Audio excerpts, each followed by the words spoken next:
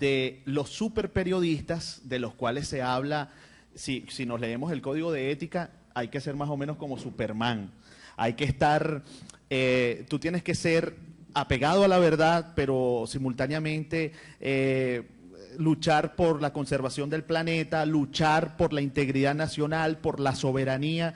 Y cuando vienes a ver, bueno, el código de ética se te convierte casi que en un libro de izquierda. El periodista tiene que ser de izquierda entonces. Principios elementales que hay en el código de ética. Y yo digo esto, lo del contexto, porque cuando hablamos del acceso a las fuentes y no hablamos de esta realidad, de la cual acaba el ministro de hacer algunas acotaciones con relación a quiénes son los dueños de medios, quiénes son los periodistas. ¿Son los periodistas los que pueden decidir el acceso a las fuentes? ¿Son los periodistas los que pueden definir qué se escribe en esos periódicos? ¿Son los periodistas los que pueden definir qué hay en las primeras planas de los periódicos? Sin que esto tenga nada que ver con los intereses económicos que están detrás de la corporación mediática del dueño de este medio de comunicación. No. Es mentira decirle al periodista, sí vale, tú vas a abrir, tú eres el que vas a decidir la primera página. Porque hay intereses económicos. Ustedes, que son estudiantes, deben saber, por ejemplo, deben saberlo, unas palabras que alguien pensaría que las escribió Hugo Chávez o las escribió alguien de izquierda o Eduardo Galeano. No, escuchen esto. El capital privado tiende a quedarse concentrado en algunas manos, en parte por motivo de competencia entre los capitalistas y en parte porque el desarrollo tecnológico y la división del trabajo en aumento estimula la formación de unidades más grandes de producción a costa de las más pequeñas. Es una ley del capitalismo, el más grande se come el más pequeño. El resultado de este desarrollo es una oligarquía de capital privado cuyo poder enorme no puede ser efectivamente controlado, aún por una sociedad política democráticamente organizada. El poder económico no puede ser controlado por una sociedad políticamente organizada. Fíjense, los capitalistas controlan inevitablemente directa o indirectamente las fuentes principales de información, prensa, radio, educación. Es así extremadamente difícil y en verdad en la mayoría de los casos imposible para el ciudadano individual sacar conclusiones objetivas y hacer uso inteligente de sus derechos políticos. Esto no lo dice Hugo Chávez, esto lo dice Albert Einstein. Y yo los invito a mis próximos colegas, por cierto, feliz día, porque aunque estén estudiando ya son colegas, el periodista debe nacer para esto. Debe correrle por las venas porque son demasiados los peligros a los cuales nos enfrentamos. Incluso el peligro de que te llamen que tienes un bozal de arepa por tener ideas propias y defenderlas. Los que no tienen bozal de arepa supuestamente son aquellos que se pliegan a las políticas editoriales de los poderosos dueños de medios. Esos no tienen bozal de arepa. Ellos trabajan ahí felices. Entonces Albert Einstein dice esto y pone el dedo en la llaga,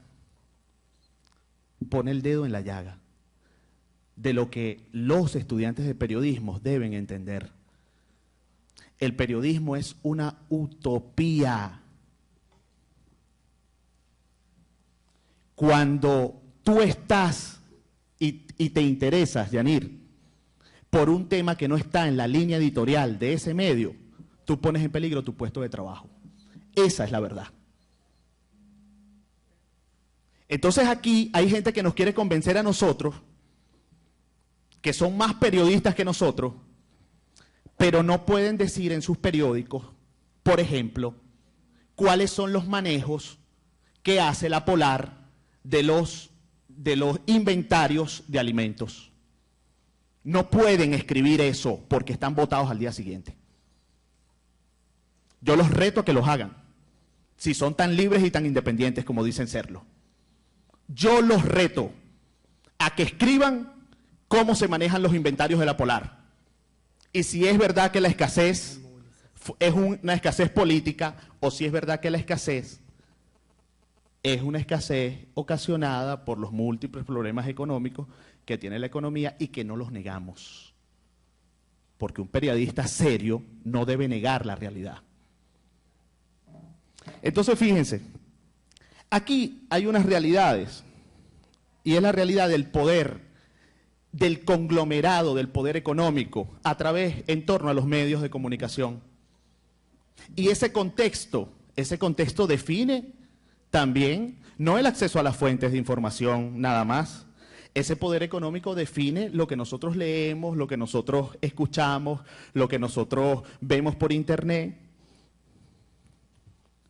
Yo les traje esta acotación porque a lo mejor hablar en el aire sobre esto y hacer una afirmación sin tener las pruebas es demasiado, puede ser aventurero.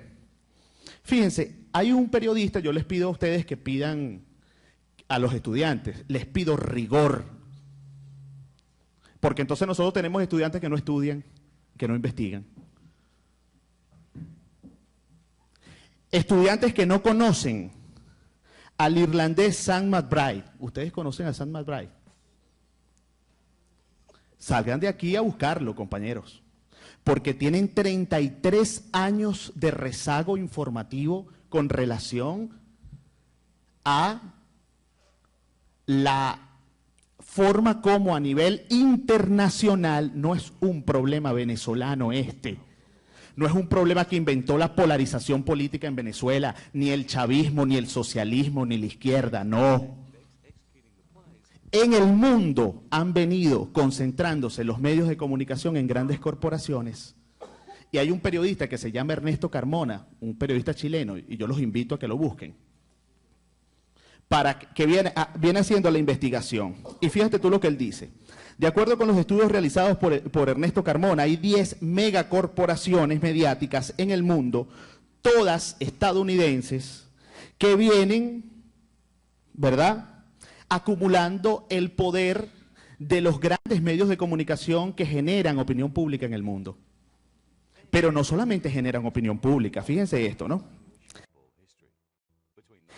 Él dice que esos poderes responden a una intrincada madeja de relaciones entre los medios informativos y de comunicación y las más grandes corporaciones transnacionales estadounidenses, como la controvertida petrolera Halliburton Company. Es decir, los dueños de los medios en Estados Unidos tienen que ver con las petroleras, y las petroleras son las que generan las guerras en el mundo. ¿De quién estamos hablando nosotros? ¿De qué estamos hablando nosotros, compañeros? ¿De qué libertad de expresión estamos hablando? De la libertad de expresión de los que hacen la guerra.